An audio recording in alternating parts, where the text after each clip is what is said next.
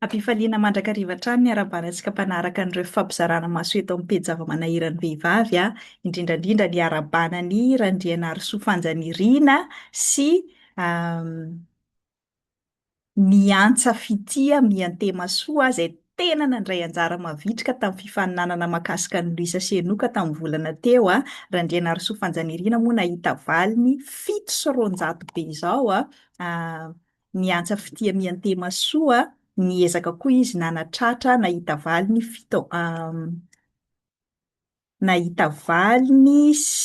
300 fa misy an'izay fomba fiteny izay na resy lahatra nahatonga nanapa-kevitra tamin'ity volana ity hoe aleo zaraina mitovy ny fanomezana ka samy omena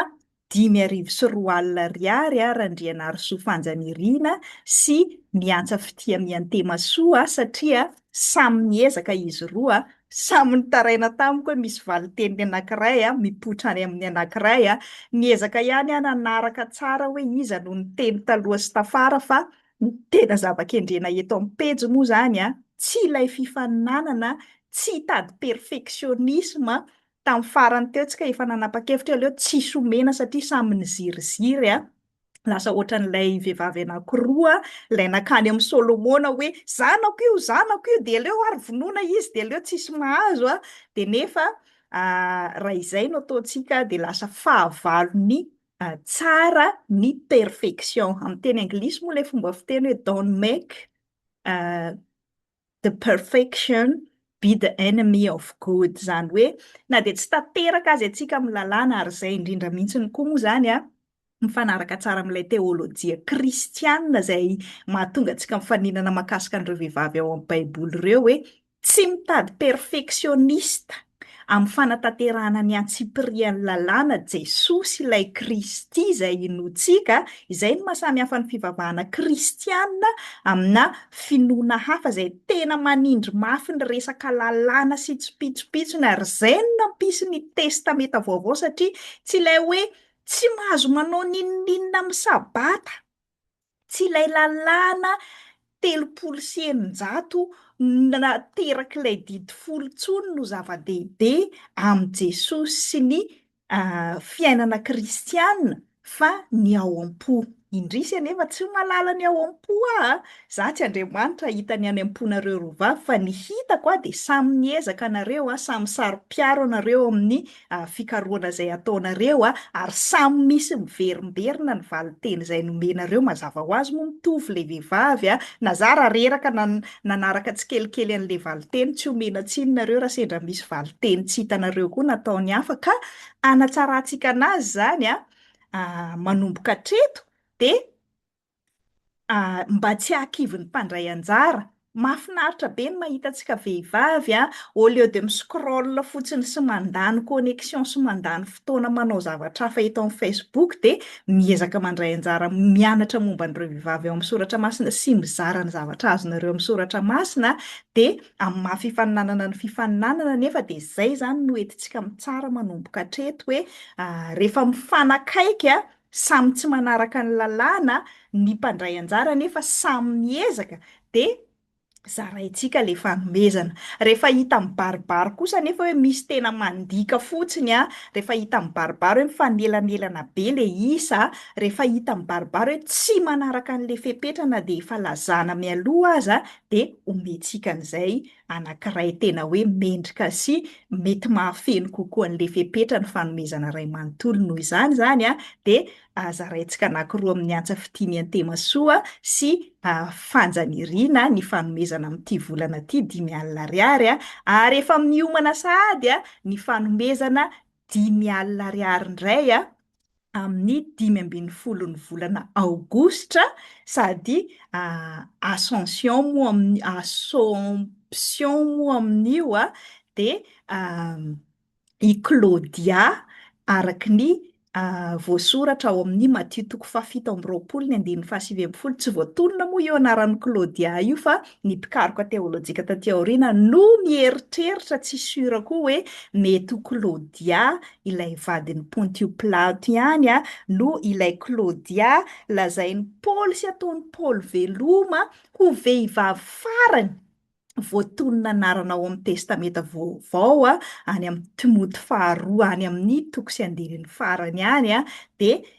ity vehivavy tokana izay sainy joro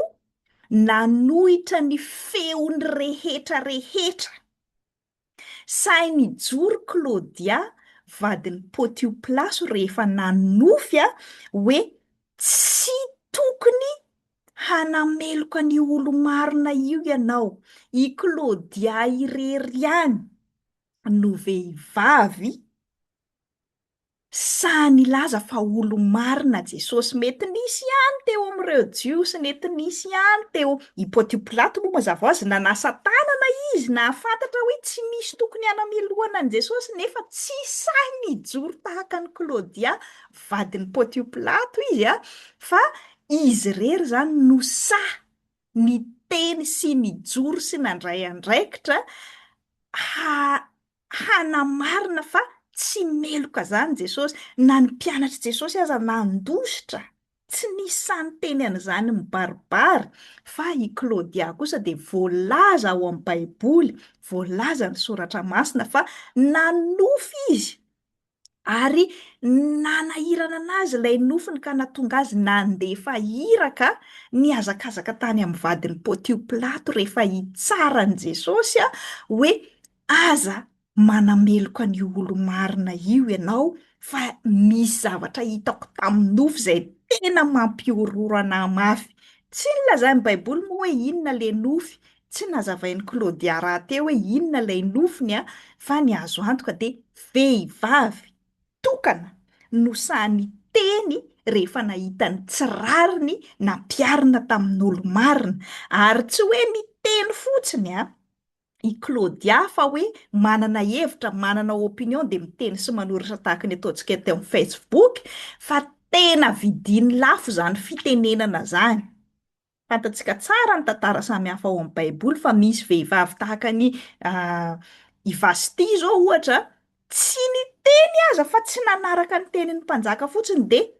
niala tamin'ny mahavadin'ny mpanjaka anazy. Zany hoe tsy hoe miteny fotsiny tahaka ny fanehoan-kevitra ny vehivavy ny nataon'ny Claudia eto fa misy conséquence grave aminy zany fitenenana zany nefa say izy nijoro sy niteny. I Claudia koa no hany vehivavy tokana voatantara ao amin'ny baiboly fa nanonofy ny tenenan'Andriamanitra tamin'ny alalan'ny nofy. Mbola misy discussion koa moa io hoe ten'Andriamanitra ve ilay niteny taminy sa ny devoly no niteny taminy hoe aza meloana io olo marina io am'izay tsy tanteraka ny asa-pamonjena. Misy discussion teolôjika marobe koa manodidina an'izay fa ny zavatra fantatra de zao hoe nino i Claudia izay vehivavy Grika vadina empereur vadina gouvernora azafady vadina gouvernora romanina tamin'io fotoana io fa olo marina io Jesosy io ary tsy tokony homeloana izy vokatra ilay zavatra hitany tamin'ny nofy. Zany hoe samy joro amin'ny zavatra inony Claudia, tsy nino an' Jesosy ho Andriamanitra izy tsy nino ny fivavahana jios izy manana ny Andriamaniny ny Romanina ary mifanohitra amin'ny zavatra tena andraikitra ny vadiny amin'ny maha gouvernora mpitandro ny filaminana Pax Romana anazy ilay tolo-hevitra natorony hoe aza meloana io satria lasa korotana be eo amin'ny tanànan'i Israely tamin'ity vanim-potoana ity izay ho azavaiko rehefa avy eo ny antony fa nino izy de sany teny izy sany joro izy ary na de tsy afaka niteny mivantana aza izy de araka amin'ny voasoratra amin'io Matthieu io moa de nandefa mpanompo izy nanoratra an'ilay hevitrany. Zany hoe tena azo porofona tsara zany ny fijoroany nanohitra ny hamonoana an'ity olo marina ity Ary ny mpikaroka moa dia misy mahita hoe nanoratra taratasy tamin'ny namany i Claudia, vao marina, vao porofon'ny arkeolôga, misy porofon'izany taratasy izany na dia tsy tafiditra ao anatin'ny kanonan'ny Baiboly aza hoe nanoratra Claudia ny tantaran'io zava-nisy tamin'ity fotoana nameloana an'i Jesosy ity ka izy rery zany no vehivavy samy joro nanohitra n'izany tsy rariny teo amin'ny fitsarana izay nisy zany raha samy niorakoraka ny jiosy izay tena niaraka iray firenena amin'i Jesosy, ilay niantso hosana ihany no nanao hoe omboy rehefa tonga ny fotoanany talohan'ny Paska, rehefa nanameloka ny gouvernoura Pontio Pilato hatramin'ny mpanjaka Herôda, aza ho azavaiko amintsika daholo izany rehetrarehetra izany amin'ny antsipiriany, fa ilay lesona telo ianarantsika momba ny Claudia no arosoko mialoha dia izao hoe vehivavy samy teny miaro ny rariny sy mihitsy ny Claudia rehefa nahita an'izany, na dia tsy tompon'ny fahefana aza izy fa sany teny ny vadiny ny faharoa dia hoe nijoro tamin'ny finoana izy no finoninony misy tantara eo amin'ny 1 amby 20 eo ao amin'ny Baiboly ao milaza fa Andriamanitra dia miteny amin'olona amin'ny alalan'ny nofy, anatin'izany ohatra i Abrahama dia nilazany tao anatin'ny nofy i Josefa ilay namidiny rahalany tany Ezipta dia nanofy ary tena tanteraka ilay faminaniana tao amin'ny nofiny hoe isy 7 taona mosary, isy 7 taona mamokatra i Josefa ilay rain'i Jesosy koa dia nitenenan'Andriamanitra tamin'ny nofy hoe ety mandositra ny zaza sy ny reniny fa ho vonoiny Herôda mpanjaka ny zaza rehetrarehetra. Misy zany lehilahy daholo ireo voasoratra ao amin'ny Baiboly fa notenenan'Andriamanitra tamin'ny alalan'ny nofy ireo, fa i Claudia irery no vehivavy voasoratra ao amin'ny Baiboly fa nitenenan'Andriamanitra raha inotsika hoe ilay Andriamanitra izay inotsika tokoa no niteny taminazy satria zavatra marina ilay nolazainy hoe olo marina io Jesosy io, na inona ilay nofy. Be dia be moa ny rain'ny fiangonana sy ny tradisiona ny fiangonana samy manazava hoe efa nahita ny fanjakan'ny lanitra sy Jesosy tena zanak'Andriamanitra izy tamin'io nofy io. Misy koa ny teny hoe efa nahita ny zavatra ho avy izy hoe ho voasoratra amin'ny tantaran'izao tontolo izao hatraty amin'ny 2 arivo taona mahery ny anaranao ry vadiko Pontio Pilato namono an'i Jesosy ao anaty fanekempinoana ary averimberintsika kristianina isaky ny mamerina ny fanekempinoana zany ka mampiorooro tokoa zany hoe ny anaran'ny vadinao no voasoratra ao anatin'ny tantara. Anaran'olona roa ihany no voalaza ao anatin'ny fanekempinoana kristianina apôstôlika dia i Maria Virjiny ilay niteraka an'i Jesosy sy i Pontio Pilato, ka mampiorooro zany hoe ny hany tadidiany izao tontolo izao ny anaran'ny vadinao dia ilay namono an'ilay olo marina. Nanasa tanana moa Pilato fa tsy voasasa tamin'izany ny anarany fa mandraka ankehitriny mety ho izay koa hoe ny nofy araka ny voalazan'ny mpikaroka sasany. Misy koa ny manonofy samy manana ny interprétation fa ny zava-dehibe aloha hatreto dia hoe nahita izy fa olo marina io Jesosy io. Mazava ho azy moa efa naheno momba an'i Jesosy zany izy matoa nahafantatra hoe olo marina izy io ary ny lesona fahatelo dia izao nosoratany ilay fijoroany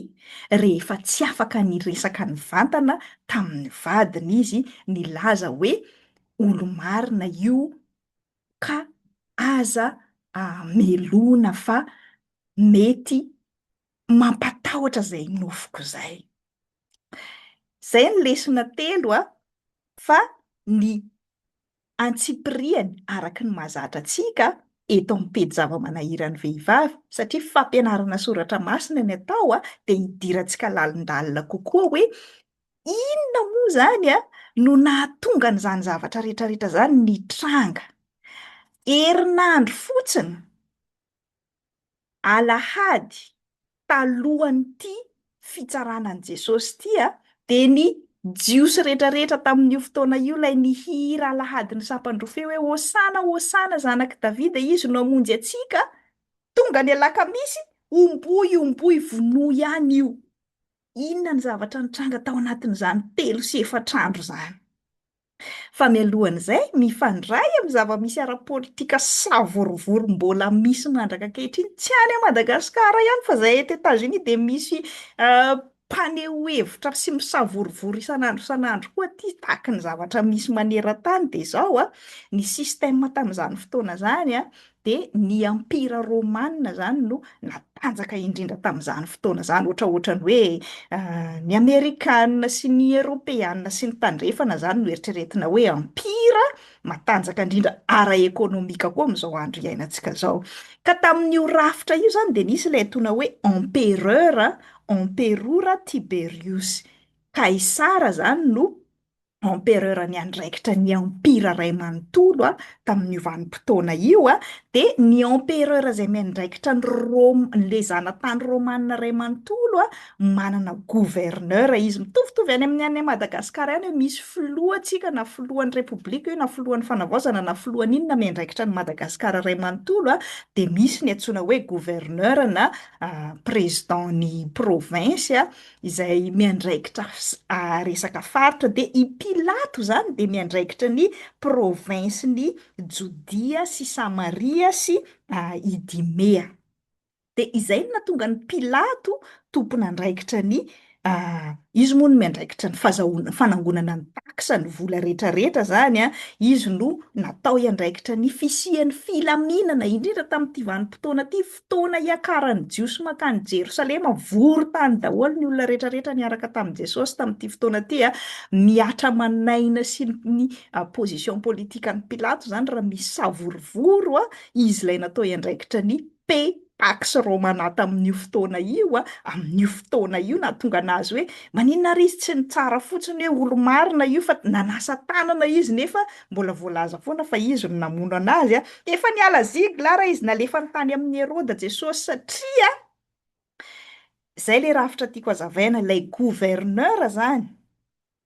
izay eo ambanin'ny empereur de manana faritra iadidiny izy de i Jodia sy Samaria fa i Heroda satria izay koa isan'ny voalaza ao amin'ny testameta vaovao izy no miandraikitra ny faritry Galilia ilay misy an'i Jesosy zany satria Galiliana moa izy fa sendra niaraka tany Jerosalema daholo noho ny fetin'ny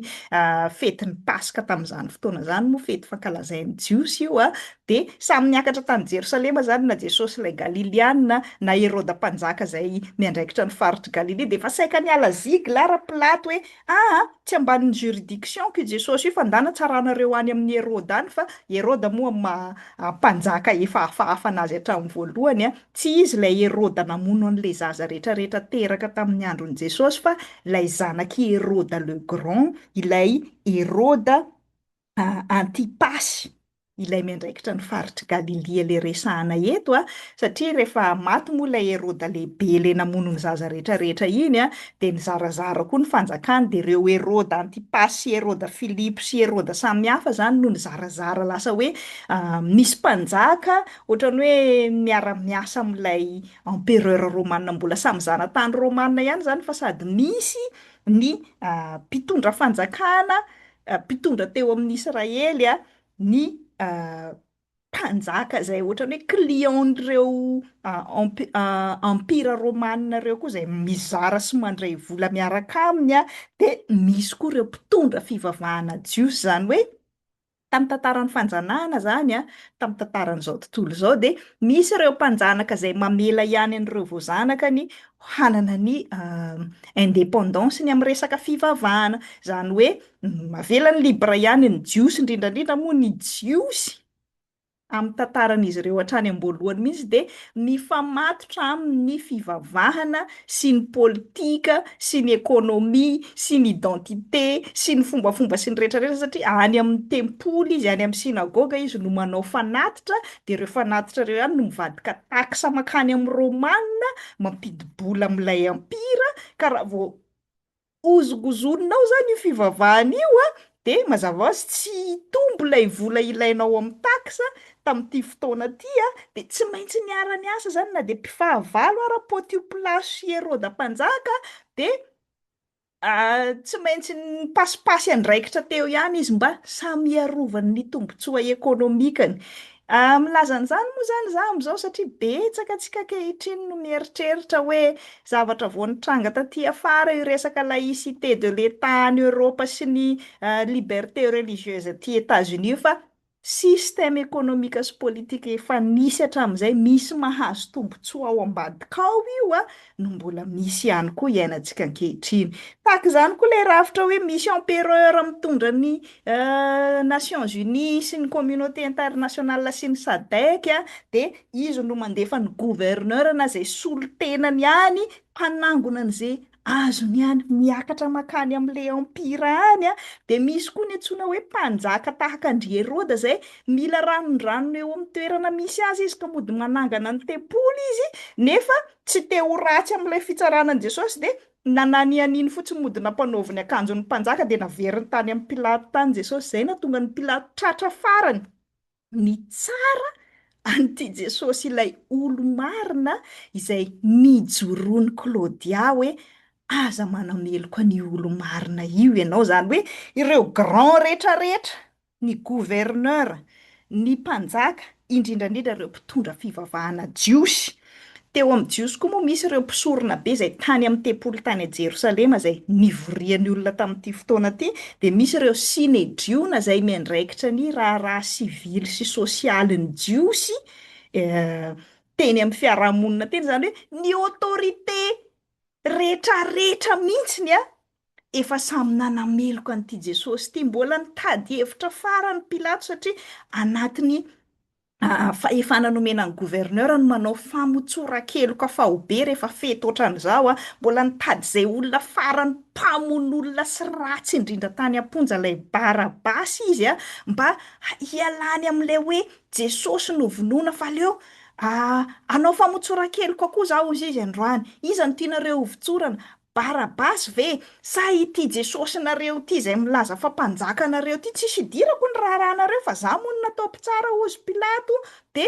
iza no hovotsorana? Ity mpamono olona sy tena fa olona tsisy ilana anazy ity ve sa ity Jesosy ity? De mbola reo rehetrarehetra reo mbola niarany rona ihany hoe vonoy Jesosy fa omeo anay Barabasy, omeo famotsoran-keloka Barabasy.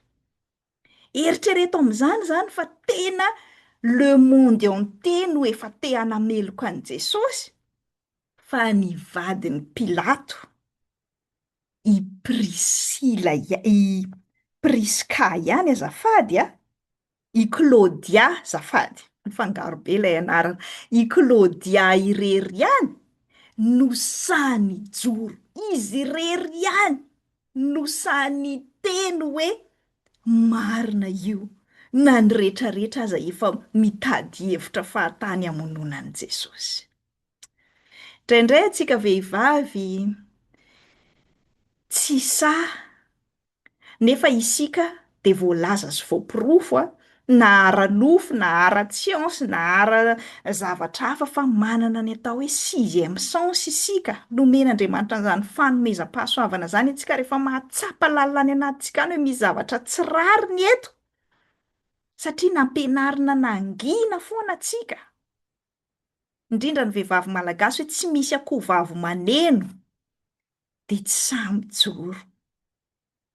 Fa voasoratra ny tantaran'i Klaudia ary akatsika lesona fa rehefa mahita tsy rariny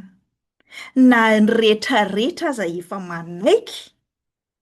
de mitenena ihany, sorato ihany na de tsy hisy iaino aza ny feonao, fa 2 arivo taona aty aoriana tahaka izao ataontsika eto izao a, de fantatra izao tontolo izao ihany hoe nisy vehivavy anankiray nijoro a, ny nahamarina an'i Jesosy, na de ny rehetrarehetra aza de nino a, fa aleo vonoina izy ny vahaolana. Anatra ho antsika vehivavy zany a, aza mangina re, na de tsy misy iaino aza. Aza mangina na de anao rery ara no ohatra hoe mandeha contre-sens ny fanapahan-kevitra ny rehetrarehetra, fa ianao no nampahitan'Andriamanitra sy omeny feo a afaka miteny. Ity Klaudia ity moa mazava ho azy tsy olon'olo foana satria nilalàna tamin'izany fotoana zany a, ny vadina gouverneur de mijanona any a Roma ihany raha sendra vao iraka makany amin'ny province tahaka ny i Pilato zany ny gouverneur ny Roma tamin'izany fotoana zany a, de tokony mijanona any amin'ny tany tsy misy korotana, indrindrandrindra tany mafana tahaka ny nandefasana ny Pontios Pilato tany a Jerosalema aty ny vadiny fa i Claudia de olona tena manana ny maha izy azy, voalazan'ny mpikaroka sasany moa zany fa tena hoe zanaky ny taranaka na empereur lehibe teo amin'ny Romanina izy, zany hoe ilay Tiberias Kaisara le empereur zany a tamin'io fotoana io. Ny Roma moa tamin'izany fotoana zany, ny empira Romanina de hatrany Espaina ka hatrany amin'ny Mesopotamia rehetrarehetra any a, de ah, voalaza zanaky ny empereur Augustin. De io empereur Augustin io niteraka ny Julia izay renin'ny Claudia, zany hoe olona nanana ny naha izy azy, nanana ny feony sy ny pouvoirany zany Claudia, matoa natao exception izy hoe afaka nanaraka ny vadiny tany amin'ny province na de lalàna raha tsy azo atao zany a, de nanana ny naha izy azy Claudia, afaka ny teny izy a, fa tsy nampiasa an'izany fahefany zany hanao romborombofa lavo ny feo rehetrarehetra efa nisy, fa nampiasany ny contratram vadiny aza, mety lazaina aza hoe vehivavy adala tsy manaja vady amason'olona Claudia, fa sa izy nijoro rehefa nahita hoe tsy raha.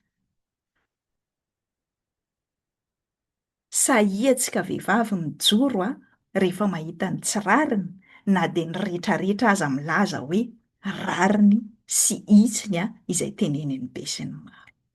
De aza adino mandray anjara amin'ny fifaninanana hatramin'ny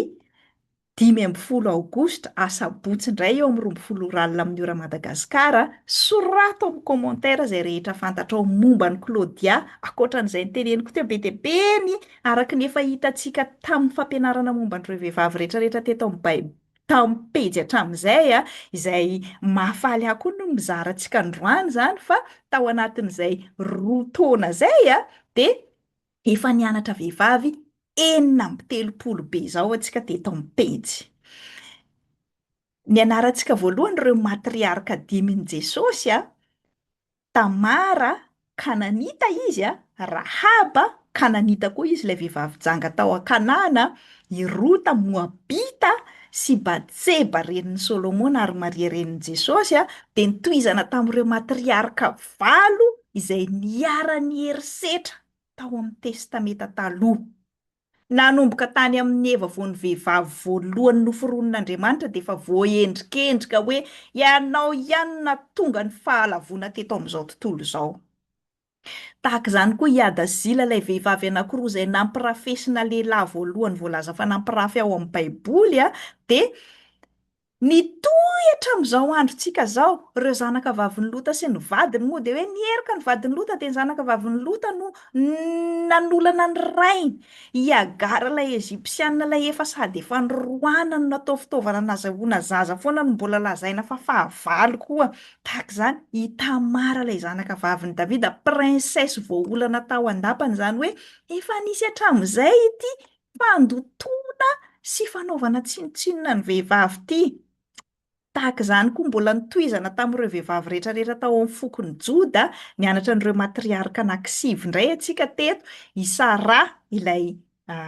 vadin'i Abrahama faharoa, i Agara ny vadiny voalohany Sara ny vadiny faharoa. Mbola nanambady fahatelo i Abrahama, efa nataontsika fampianarana teto zany, niteraka 4 ankoatran'ny Isaka sy Ismaela Abrahama. Jereo daholo ireo fampianarana efa vita teo ireo fa ireto vehivavy 5 tamin'ny fokony Joda izay niteraka ny Jesosy tamin'ny farany, Maria reto no nijoro.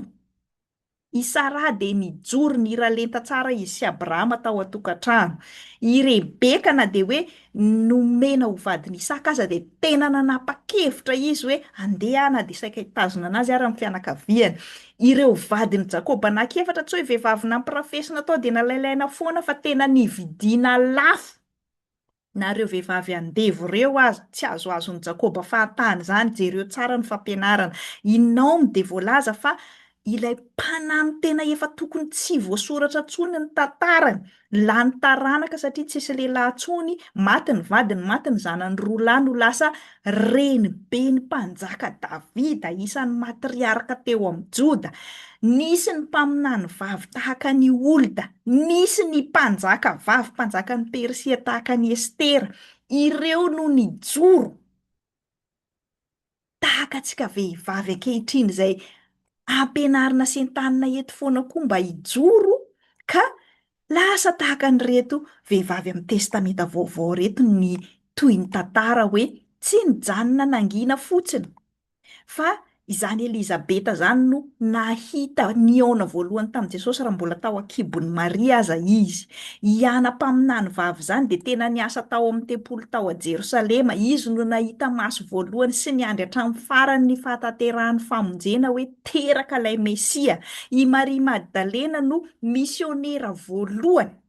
nahita ny nitsanganan Jesosy tamaty sy nitory an'izany manerana an'izao tontolo izao. I Maria avy any a Betania tsy nangina fotsiny izy hoe nianatra teo tongotr'i Jesosy de nangina fa rehefa maty ny anadany Lazarosy de niteny izy. Tahaka izany ry Maria vadin'i Klopa sy Maria reniny Jaona sy Maria reniny Jakoba efa nianarantsika teto daholo. Tsy nandositra fa niatrika hatramin'ny farany azo fijaliana na de nandositra aza ireo mpianatra lehilahy. I Marta moa de novangin'Andriamanitra manokana mihitsy izy ary izy no nanao fanekem-pinoana voalohany nitsanganany tena maty ampabe maso tamin'i Jesosy rehefa alohan'ny hananganana ny Lazarosy tamin'ny maty. I Foiby ilay mpianatra na mpianatra voalohan'ilay epistily izay iankina ny fampianaram-pinoana kristianina maro indrindra tamin'ny fiangonana lehibe indrindra tamin'izany fotoana izany tamin'ny Roma. I Tabita Dorcas no voatonona fa tena hoe apôstôly vehivavy matetesy natsangan'i Petera tamin'ny maty. I Prisila no niara nitondra fiangonana tamin'i Paoly ary niaraka niady hevitra sy nampianatra ny Apôlôsy manginginany amin'ny fampianaram-pinoana tena izy. I Loisa sy Enoka vao nianarantsika sy nazahoany ireo roa vavy fanomezana teo ary Klaudia de ankalazaintsika hoe misy an'ireo vehivavy be dia be ireo tao ny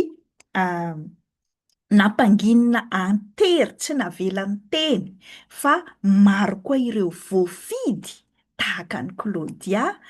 ary voamarika ao anatin'ny tantara sy tokony ataontsika modely mandraka ankehitriny fa ny teny sy ny joro maneho fa tsy natao nangina fotsiny zany ny vehivavy ka ho araraotina fotsiny sy ho spectateur fotsiny amin'izao tontolo izao fa tena nomen'Andriamanitra droit, nomen'Andriamanitra voix, nomen'Andriamanitra hery tahaka an'ireo vehivavy rehetrarehetra ny anarantsika teo ireo isika. Roa taona moa ny pejy Klaudia no voalaza fa anarana vehivavy voatonona farany ao amin'ny Timoty faharoa toko fahaefatra andininy faharaika amby roapolo ankoatran'izany be dia be ny voalaza momba ny Klaudia voalaza fa nanambady amin'ny Pôntio Pilato izy rehefa tamin'ny mbola gouvernoura tany Italia i Pôntio Pilato nananjanaka mbola 5 taona ny zanak'izy ireo no nalefa tany amin'ilay provinsin'ny Jodia. Voalaza fa mpilalao mozika mahay koa i Klaudia ilay vadin'i Pôntio Pilato voalaza fa mety nanana fifandraisana tamin'ireo vehivavy jiosy ireo izy ireo mpanaradian'i Jesosy ireo matoa nahalala hoe olo marina ty Jesosy ty ary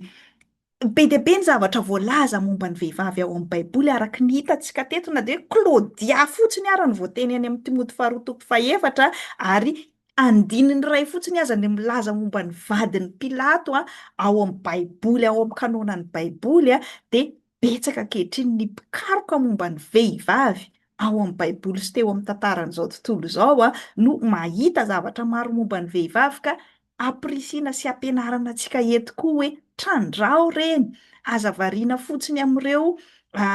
soratra sasatsasany tsongatsongaina nampanginina sy nilazana fa tsy nandray anjara tamin'ny tantaran'izao tontolo izao ny vehivavy ka tokony angina ny vehivavy malagasy fa isika vehivavy no natao hitrandraka sy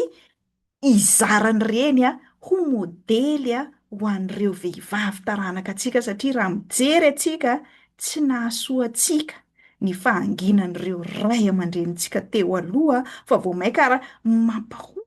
sy mampilatsaka mahatonga fanararaotana maro samihafa mahazo ny vehivavy ankehitriny ka anjarantsika ankehitriny ny mijoro manova ny tantara. Anjarantsika ankehitriny no mamoa an'ireo hery sy tantara momba ny vehivavy izay tsy voalazan'ireo ray aman-drenitsika teo aloha ireo ka izay no isany anamafisako aty am-pamaranana an'izao video izao sy hanasako atsika hiaraka aminay ato amin'ny fikambanana zava-manahirany vehivavy sy ny pejy zava-manahirany vehivavy fa akoatra ny fampianarana izay arahantsika rehetrarehetra en publika eto amin'ny pejy dia misy ny fianarana anglisy maimaim-poana izay hianarantsika momba an'ireo vehivavy rehetrarehetra efa nianarantsika teto ireo tsy fianarana anglisy vocabulaire anglais sy mamolaka ny lelantsika hiteny anglais miaraka amin'ireo mpampianatra amerikanina fotsiny ny ataontsika ao fa miditra lalindalina kokoa ireo vehivavy sy ireo vocabulaire manome hery sy tanjaka ary valeur ny vehivavy ireo no hianarantsika ao hisokatra indray ny fianarana level 1 manomboka amin'ny volana septambra raha sitrapony tompo ny level 2 momba an'ireo matriarika dimy ao amin'ny baiboly ireo ny level 3 dia efa bolana ny fianarana satria mitombo ny level tena mbola tsy sertifika ara-panjakana sy international moa izany no tolorantsika eto amin'ny pejy mazava ho azy satria mbola tsy zakantsika amin'ilay ritma antsika vehivavy indrindra ilay miasa sy mianatra ny niveau international tahaka ny IELTS sy TOEFL ireny satria tena asa be sy fianarana mitohy be fa natao kosa nefa satria tena manao sonia ny sertifika antsika ilay amerikanina izay mampianatra dia manana poany ireny sertifika ireny na dia tsy mbola officiel international raha noho izay antony voalaza tamintsika izay satria ny université aty tsy mitovy ny any amintsika hoe hanolotra sertifika raha ohatra ka tena tsy mahafeno ny fepetra tena takintsika fa ny azo antoka sy hijoroana vavolombelona aloha araka ny hitantsika amin'ireny graduation ceremony ireny dia hoe folaka ny lelana izay miezaka manatrika n'ireny fianarana ireny tsy fianarana anglais fotsiny ihany fa sady fianarana momba an'ireo vehivavy ao amin'ny baiboly ireo izay mampatsiahy antsika vehivavy fa manana didy sy andraikitra ary manana ny toerana sahazantsika koa tsika hitondra fanavaozana sy fanatsarana ny taranaka antsika sy ny isika amin'izao générationntsika izao izany rehetrarehetra izany ka raha mbola tsy nisoratra anarana anao mandevasa MP amin'izao video izao hoe any amin'ny page azafady fa tsy eto amin'ny video hoe liana amin'ilay fianarana anglisy satria voafetra ny toerana atao izay tena mpandray anjara ny vehivavy rehetrarehetra mihitsiny izay miara-mianatra amin'ny lehilahy izay liana hiaraka amin'ny vehivavy koa moa mazava ho azy tsy mandafa mpandrosoana nareo amin'ny ilay fianarana fa noho ny olako manokana tsy afaka nanohy an'ireny fisoratana anarana ireny dia izao izany vao hojerena tsirairay daholo amin'izay ilay mesazinareo rehetrarehetra ilay efa nisoratra anarana tamin'ny 2 volana miaraka amin'izay mbola hisoratra anarana dia izay tena resy lahatra sy izay tena manam-potoana ary vonona hiara-hianatra no horaisina hanomboka fianarana raha sitrapony tompo amin'ny volana septambra no miditra ny level 2 sy ny level 3 ary ny level 1 sy ny level 2 azafady fa ny level 3 mety hanomboka aloha satria mianatra efa-bolana hianatra momba an'ireo vehivavy rehetrarehetra izay nianarantsika teto amin'ny pejy ireo hiditra lalindalina kokoa antsika ka manasa anareo izany hisoratra anarana mba hahafahantsika mandamina ny fotoana fianarana sy ny fandaharam-potoana mba tsy hijery sy hiaino tahaka ny rano alatsaka ambolongana eto amin'ny pejy fotsiny antsika fa tena hiditra lalindalina kokoa ary indrindrandrindra hifanampy amin'izany fandraisantsika andraikitra amin'ny mahavehivavy nantsoin'Andriamanitra handray andraikitra antsika izany dia misaotra anao naharitra ny hainao hatramin'ny farany dia aza dino ny manaraka ny pejy satria mba manampy antsika manaparitaka n'izao fampianarana izao amin'ny namantsika hafa koa raha maromaro antsika no manaraka sy manaparitaka an'izany eto amin'ny pejy. Misaotra tompoko.